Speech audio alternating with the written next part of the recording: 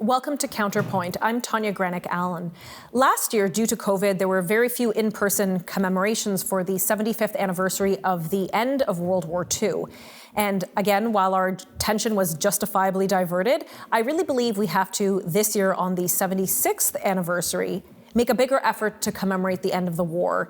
And again, the Canadian contribution in fighting the evil, and more importantly, to honor the lives lost from the atrocities committed. And this is why I will be doing a series of shows highlighting various aspects and events surrounding World War II. Well, today we're going to be speaking about one of the lesser-known atrocities committed during that war in 1940, where over 20,000 Polish officers and civilians were executed en masse in the Katyn forest, located in the western part of the then Soviet Union. This atrocity is known as the Katyn Massacre. Well, joining me now to discuss this atrocity is Ludwik Klimkowski, Chair of Tribute to Liberty. Ludwik, thank you so much for joining me. And I know this is going to be a very hard episode because, anytime one talks about, the massacres, it's just so hard. And some of the photos that I've seen relating to this topic have been very challenging. So once again, thank you so much for joining me to share about this episode. Tanya, good to be with you. Thank you. So I guess, first, why don't we start with, you're the chair of the Tribute to Liberty Memorial, and I think this is important that our viewers understand what is happening and what is the Tribute to Liberty and why we should be actually happy about this memorial that's being erected. So please share with us. With pleasure. Tanya, the Memorial to Victims of Communism, Canada, Land of Refuge is one of the national memorials that is attempting to reflect the diversity of Canada and Canadians. Not many of our viewers would know that today, 25%, 1 in 4 Canadians can trace the roots back to countries suppressed by communism. And we have the tendency of thinking about Central and Eastern Europe through that prism of communism. But let's not forget, and the situation with two Michaels reminds us that communism still exists. There are many individuals, millions of them, still oppressed by that evil regime. So as it is with Holocaust, I think the memory of victims of communism should be commemorated in a meaningful way, and in a way that perhaps gives a good tool of education to our next generations of Canadians and visitors to Canada too. No, I agree. And it's not a slogan, but one of these phrases I see sometimes on social media is a reminder that, and sometimes you see it with a hashtag, is that communism kills. And I think people need to be reminded that communism was an enormous killer in the 20th century. What is the figure up to now of tallying of what we know of how many lives were lost globally due to communism? More than 100 million. 100 million. That's a lot of lives. And just imagine that obviously the situation in Western China today is the continuation of genocidal behavior of communist regimes. If you talk about the Muslim minority, the Uyghurs in China, obviously this is a well-documented situation right now. And it's not resolved in any democratic way. The Western civilization is basically looking at this, and some of us, the leaders of human rights and democracy, are beginning to speak about it loudly. But the situation remains unsolved. And it's one of the many, many examples of the communist leadership that has no regard for human life. And we're gonna talk about how this kind of played into World War II in a moment. But getting back to the monument, the memorial for the victims of communism. So where do things stand now, and when will we be able to visit this memorial in person? I hope as soon as possible. But just for our viewers, the construction has begun in November of 2019. And it was progressing quite well. And since the memorial is placed in Ottawa, within the parliamentary precinct, all of us know how the weather impacts Ottawa throughout the winter. So we were postponed till spring. And then in the spring of 2020, guess what? The COVID hit, right? Mm-hmm. And the situation got even more complicated. That the memorial is divided to two main parts. The one part is plinth, is the plaza for commemorations. The plaza is large enough to accommodate as many as 700 individuals at the same time. So I sure hope that for a Black Ribbon Day commemorations, for the Katyn, for the fall of Saigon, for Tiananmen Square, that will be a good gathering place for many ethnic communities to come together and remember those dates. But the second part which was the Ark of Memory made out of bronze. Actually, Ludwik, I have to pause you there. We have to cut to commercial break, and I don't want to cut you off when you describe the memorial, but we'll pick this up right when we return in a few minutes.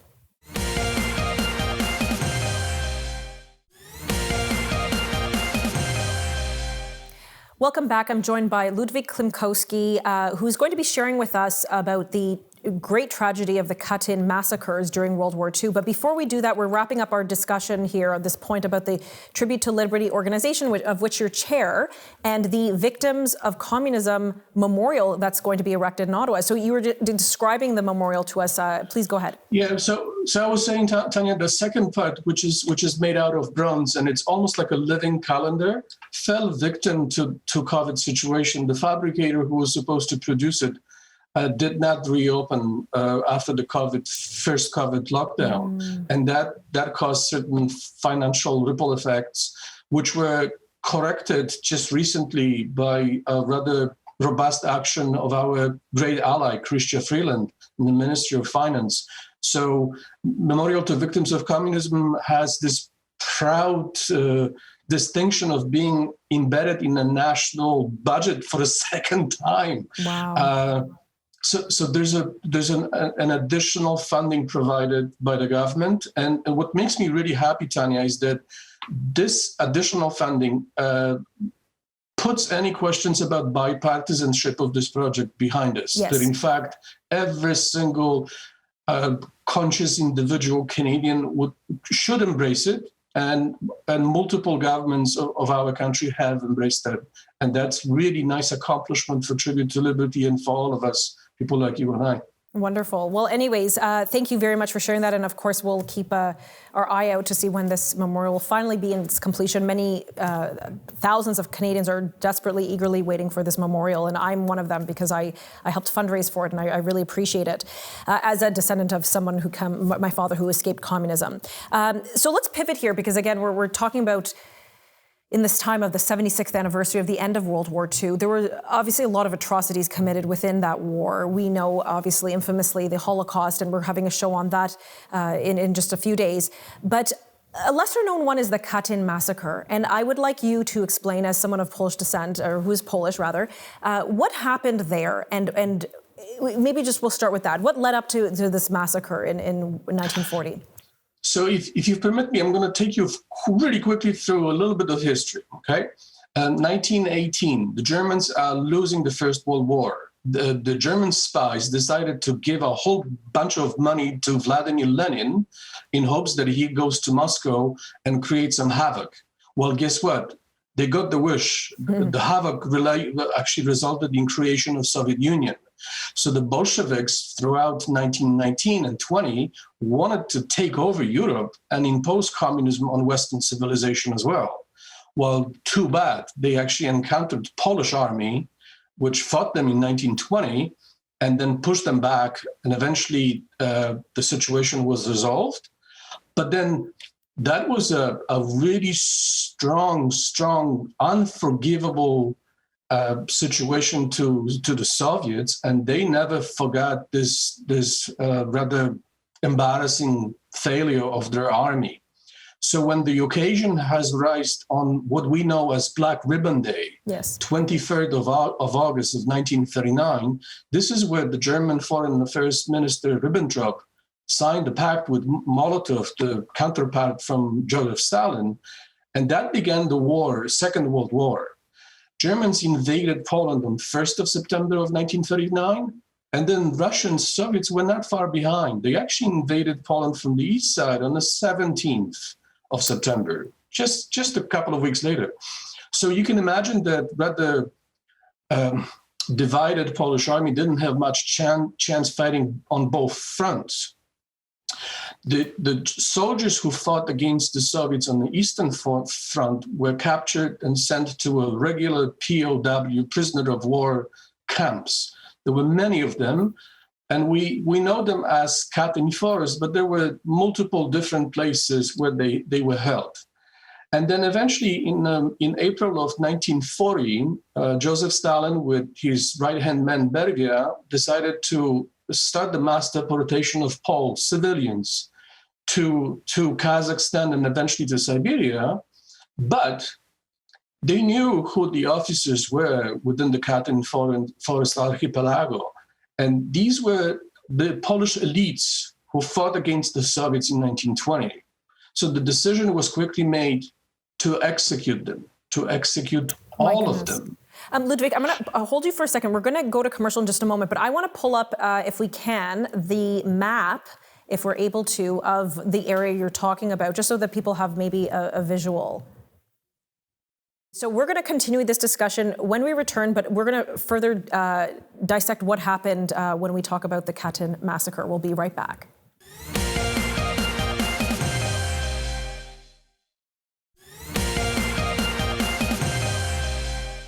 Welcome back. Once again, we're discussing a lesser-known atrocity committed in World War II in 1940, which is known as the Katyn Massacre. Ludwik, just before we went for commercial, you were explaining so beautifully the history of that region in Poland and what had happened in the interwar periods of World War I and World War II. And we were talking about what happened after, once World War II started, with the POWs, the prisoners of war of the Polish army. Please continue. So the story of POWs is obviously of utmost importance to all of us, for the whole of humanity. But what I find really interesting, and if your viewers were to take anything away from today's program, they need to know the name of Vasily Mikhailovich Blokhin. He was a Soviet Russian officer.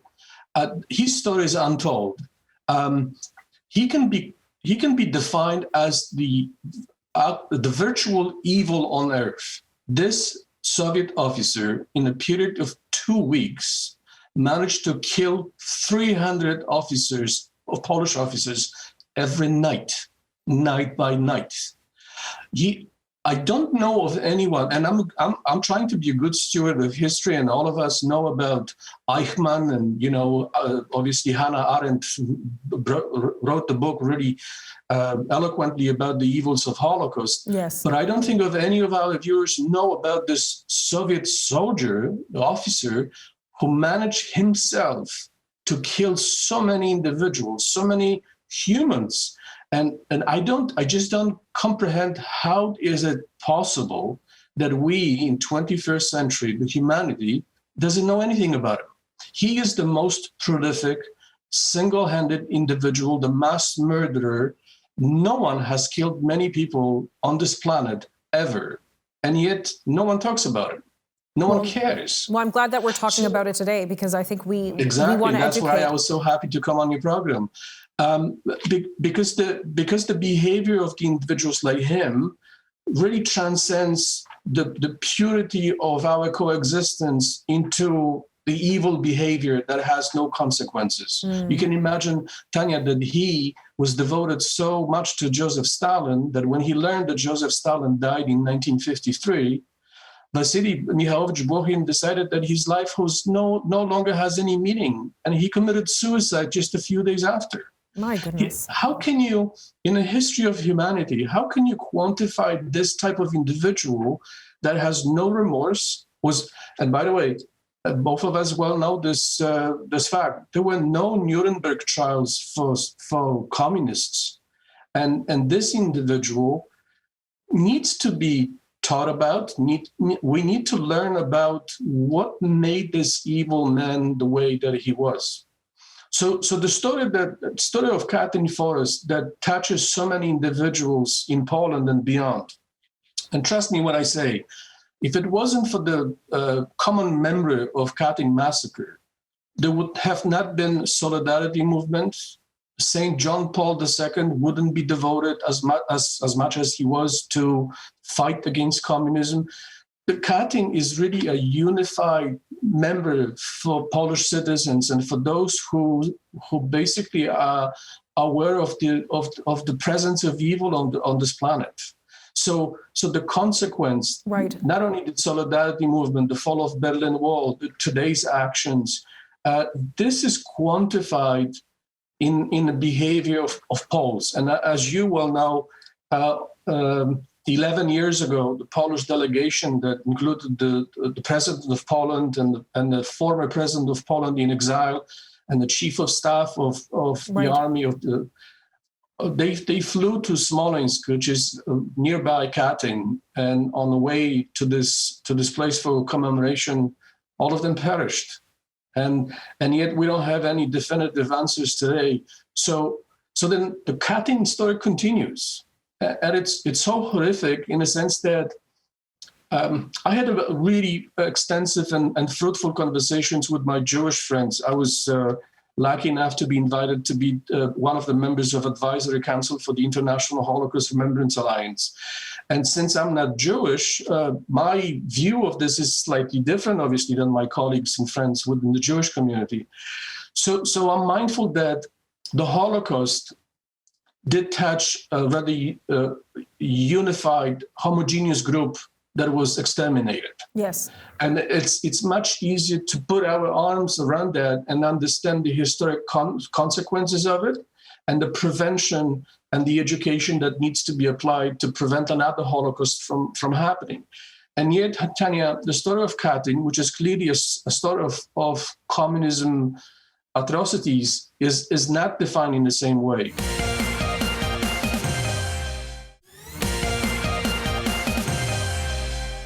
Welcome back. We're wrapping up our discussion on the Katyn Massacre which happened in World War II. Ludwik, thanks again for joining me.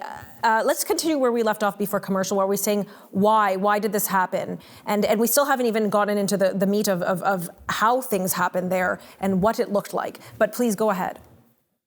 I think to answer the question why, we need to get back to the definition of the Soviet Union domination of its own citizens.